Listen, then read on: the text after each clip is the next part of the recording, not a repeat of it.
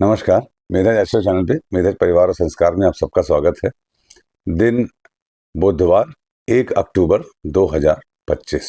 1 अक्टूबर जब भी कोई डेट आए तो उस डेट को डिग्री से जरूर आप जोड़ के देखिएगा, आपको मजा आ जाएगा। जैसे 1 तारीख है तो कुंडली में आपके 1 डिग्री का जो प्लैनेट है वो आज पूरा रिजल्ट देगा।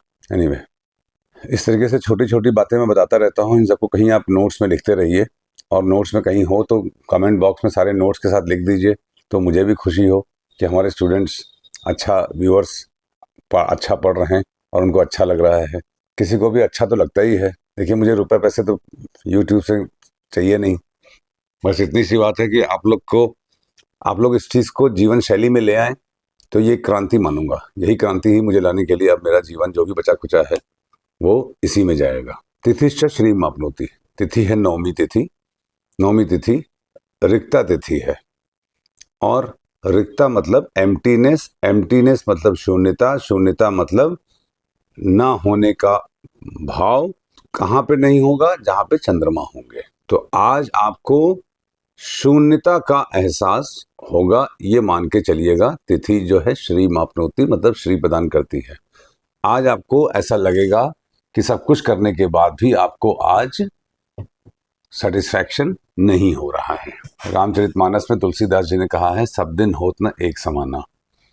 नंदा तिथि आनंद देती है, जया तिथि विक्ट्री देती है, रिक्ता तिथि शून्यता देती है, भद्रा तिथि अशुभता देती है और राजयोग भी देती है, पूर्णा तिथि कंप्लीटनेस देती है।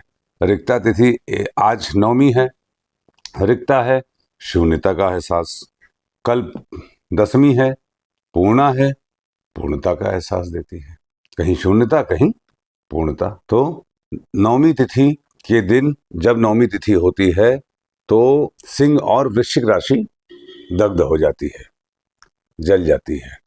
और ये इंपॉर्टेंट बात हुई आज, क्योंकि वृश्चिक राशि अश्विन माह में शून्य हो जाती है, मतलब हाईली पोटेंट हो जाती है। उसी के आसपास घटनाएं होती हैं। यही राशि आज के दिन दग्ध राशि है। देखिए, कोइंसिडेंसेस नहीं होते, वैदिक इंटेलिजेंस होती है। अब आज वृश्चिक राशि दग्ध है क्योंकि नवमी है, और इस महीने में वृश्चिक राशि शून्य है। इसका मतलब निश्चित रूप से आज कोई बड़ी घटना होगी हम लोगों के जीवन में। और कैसे होगी?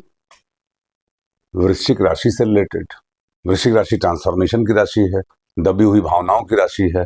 किसी का वृश्चिक लग्न होता है या नौमांश लग्न वृश्चिक होता है तो लोग कहते हैं इसकी शादी टूटती कभी नहीं है, मगर शादी में बहुत सारे डिस्टर्बेंसेस आते हैं। वृश्चिक राशि में बैठा कोई भी प्लैनेट हमें जीवन में कपट की ओर ले जाता है। उससे बचना हमारा एक चैलेंज होता है। अगर कोई वक्री ग्रह होता है उसमें, राहु केतु इत्यादि, या कोई वक्री ग्रह होता है, तो कुछ समय के बाद वो कपट खत्म होकर, और कपट मतलब कष्ट खत्म होकर, और विपरीत राजयोग में बदल जाता है। तो नवमी तिथि है, वारात आयुष्यवर्धनम, वार है बुधवार, और बुध अब तुला राशि में जाने ही वाले हैं। आखिरी में है, चित्रा के चौथे चरण में। हमें लगता है कल या परसों चले जाएंगे, परसों 3 तारीख को। और आखिरी डिग्रीज में है, मतलब आत्माकारक है। आत्माकारक मतलब सिग्निफिकेटर ऑफ आवर सोल, हमारी आत्मा की जो डिजायर है वो। देखिए, मरकरी, बुध बहुत ही इंपॉर्टेंट प्लैनेट है, क्योंकि बुध युवा है, और जिसके साथ होता है उसके जैसा स्वभाव लेने की कोशिश करता है। एक बच्चा क्या करता है, जैसा होता है वैसा बनने की कोशिश करता है। जो आसपास लोग होते हैं, शुरू में तो पसंद करेगा, बाद में नहीं पसंद करेगा, बाद में उसकी अपनी ओपिनियन बन जाएगी। इसीलिए बुध के साथ कोई भी प्लैनेट होगा, आप देखिएगा शुरू में तो अच्छा फल देगा, मगर बाद में वहां पे अनप्लेजेंटनेस आ जाएगी। अगर बुध के साथ सूर्य हैं तो सरकार से, गुरु हैं तो बड़ों से, शुक्र हैं तो संबंधों से, शनि हैं नौकर चाकर जुडिशरी इत्यादि से, चाचा। इस प्रकार से आप समझना शुरू करें। मंगल हैं तो भाई के साथ। ये सब ऐसे समझना चाहिए आपको। बुधवार के दिन नवमी एक बड़ा ही अप डाउन वाला योग बनाता है। अप डाउन योग मतलब अच्छा हो रहा है, होते होते खराब हो गया, खराब चल रहा है, होते होते अच्छा हो गया। इसीलिए expecting the unexpected is on Navami on a Wednesday. नक्षत्रात हरते पापम, नक्षत्र है उत्तराषाढ़ा, पूर्वाषाढ़ा के बाद उत्तराषाढ़ा। उत्तराषाढ़ा नक्षत्र है। उत्तराषाढ़ा नक्षत्र one of the most auspicious नक्षत्र है, सबसे ऑस्पिशियस नक्षत्र है, क्योंकि उत्तराषाढ़ा के ही आखिरी में आके अभिजीत नक्षत्र पड़ता है, जो कि अभिजीत नक्षत्र, अभिजीत मुहूर्त, ये फ्री फ्रॉम ऑल एफ्लिक्शंस है, free from all afflictions. Uttarashadha नक्षत्र विक्ट्री का नक्षत्र है, भीष्म पितामह जी का नक्षत्र है। उत्तराषाढ़ा नक्षत्र में एक ही प्रॉब्लम है, शुभ नक्षत्र है, विक्ट्री का नक्षत्र है, बस ये है कि पार्टनरशिप के लिए अच्छा नहीं होता, मैरिड लाइफ के लिए नहीं अच्छा होता, प्रणय संबंधों के लिए नहीं अच्छा होता। जैसे भीष्म पितामह जी का नहीं था, जिससे शादी करना चाह रहे थे उससे हुई नहीं, जिनको लाए शादी के लिए उनसे शादी कर नहीं पाए वचन की वजह से।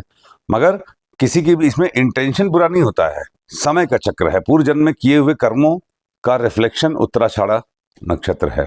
ऐसे नक्षत्र में जन्मे लोग जनरली शुभ होते हैं सबके लिए, बड़ा अच्छा नक्षत्र है ये। और उत्तराषाढ़ा नक्षत्र अगर बुधवार को हो, चूंकि बुध भगवान विष्णु हैं और उत्तराषाढ़ा भीष्म पितामह जी हैं, भीष्म पितामह जी ने विष्णु सहस्त्र नाम लिखा था, तो उत्तराषाढ़ा नक्षत्र बुधवार के दिन बहुत ही शानदार सिद्ध योग बनाता है सिद्धि प्राप्त करने के लिए। अगर आपको कोई if you have to master anything, तो आज के दिन आप जरूर करिए उस प्रैक्टिस को बार बार, कोई मंत्र हो, कोई कार्य हो, उस कार्य को जरूर करिए, आज वो मास्टर हो जाएगा, प्रैक्टिस में आ जाएगा आपके। योगात रोग निवारणम योग है अतिगंड योग। अतिगंड योग मतलब आर्द्रा नक्षत्र, और अतिगंड योग के स्वामी होते हैं चंद्रमा। टफ योग है, पड़ता है आर्द्रा नक्षत्र में, जो कि ह्यूमन नक्षत्र है। देव मनुष्य और दानव, ये 3 प्रकार के नक्षत्रों की संज्ञा है, जो मैंने आपको पहले बताया भी था। तो आर्द्रा नक्षत्र शिव के आंसू हैं, मॉइस्ट है। Shiva is crying, why Shiva is crying for justice. Ardra नक्षत्र लॉयल्टी का नक्षत्र है। आकाशीय कृपा प्राप्त करने के लिए योगात रोग निवारणम।